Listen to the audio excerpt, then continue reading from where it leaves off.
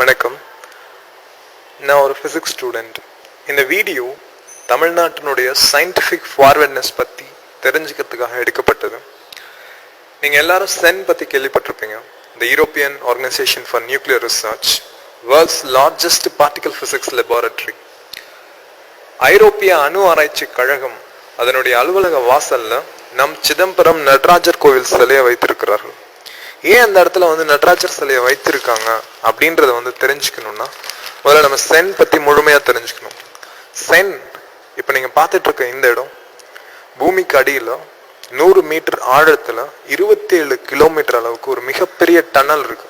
இந்த டனல் வழியா தான் சபட்டாமிக் பார்ட்டிகல்ஸ் என்று சொல்லக்கூடிய அணு துகள்களை ரொம்ப வேகமா ஆக்சலரேட் பண்ணி ஒன்னோட ஒன்று மோத வைத்து பெரிய பெரிய கண்டுபிடிப்புகளை எல்லாம் கண்டுபிடிப்பார்கள்.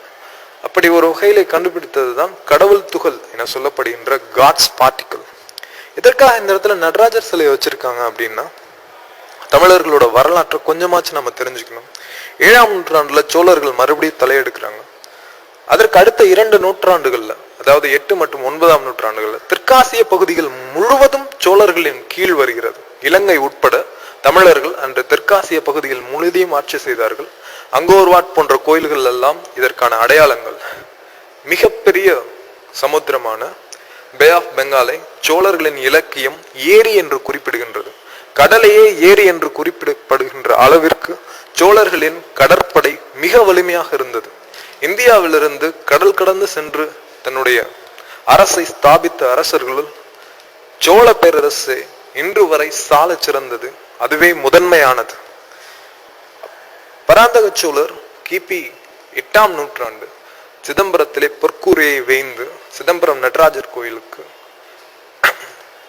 தொண்டு செய்கிறார். அதன் பின் 20ஆம் நூற்றாண்டுகளில் Albert Einstein he invented the theory of relativity.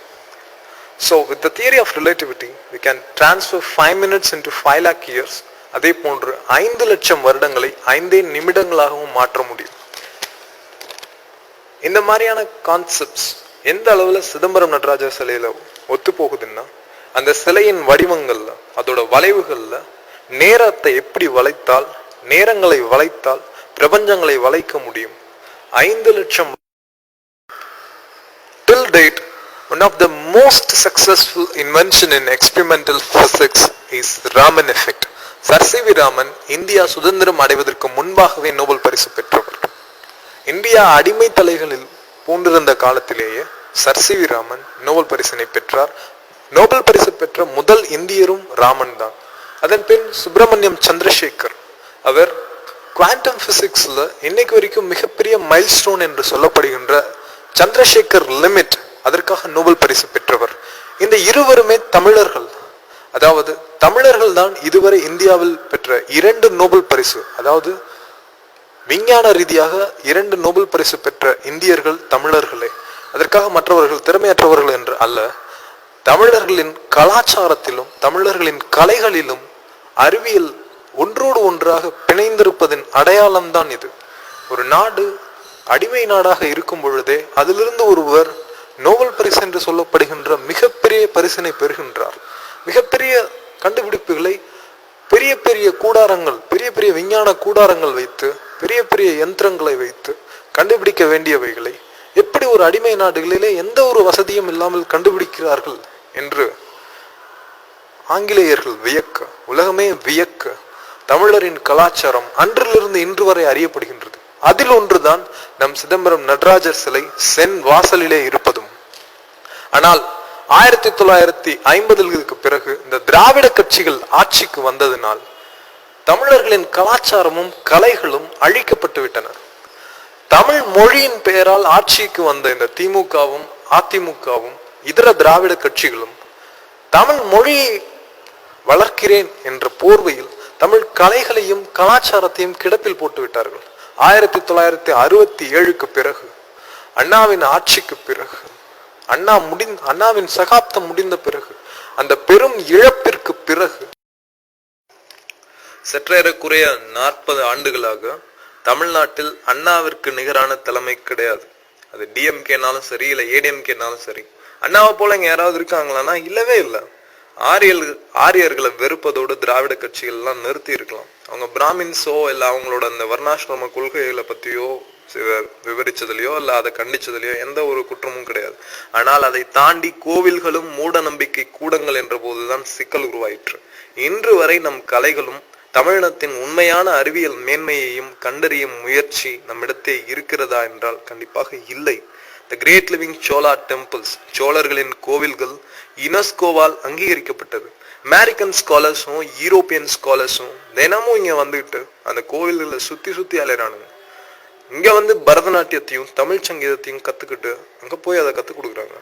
ஆனா நம் பள்ளிக்கூடங்கள்ல நாம் பரதநாட்டியத்தோ இல்ல தமிழ் சங்கீதத்தையோ இல்ல கலரையோ இல்ல மற்ற தமிழ் கலைகளையோ ஒரு பாடப்பிரிவாக சேர்த்திருக்கோம்னா கண்டிப்பா இல்ல.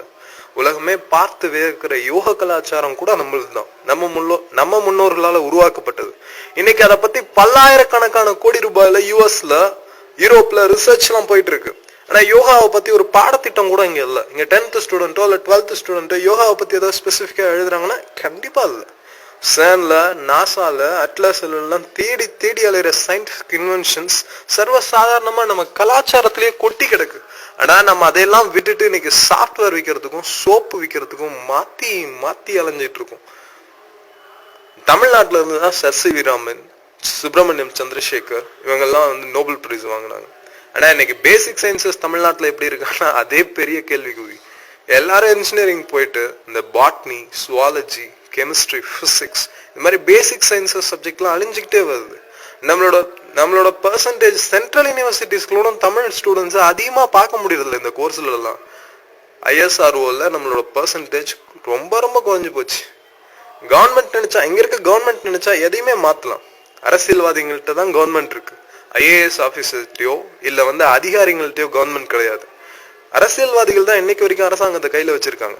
ஆனா இங்க இருக்க அரசியல்வாதிகளுக்கு தெரிஞ்சது ரெண்டு அரசியல் தான். ஒண்ணு தமிழ் மொழி அரசியல், இன்னொன்னு வந்து ஜாதி அரசியல். இந்த லாங்குவேஜ் பாலிடிக்ஸையும் காஸ்ட் பாலிடிக்ஸையும் எடுத்துட்டா இவங்களுக்கு வேற பாலிடிக்ஸே பேச தெரியாது. டெவலப்மெண்ட் பாலிடிக்ஸ்னா என்னன்னு தெரியுமான்னு கேட்டா அப்படின்னா என்னன்னு கேட்பாங்க. தமிழா விழித்துக்கொள், அரசியல் மேலாண்மையிலும் அறிவியல் மேன்மையிலும் உலகில் ஈடு இணை இல்லாதது தமிழினம். இனி அஞ்சி ஒதுங்கி விடாதீர்கள். நம் ஊரை காக்க முயற்சி செய்ய வேண்டிய தருணம் இது.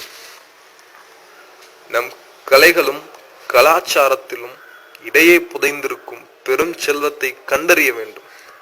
நம் மேன்மை அதில் தான் அடங்கி இருக்கிறது.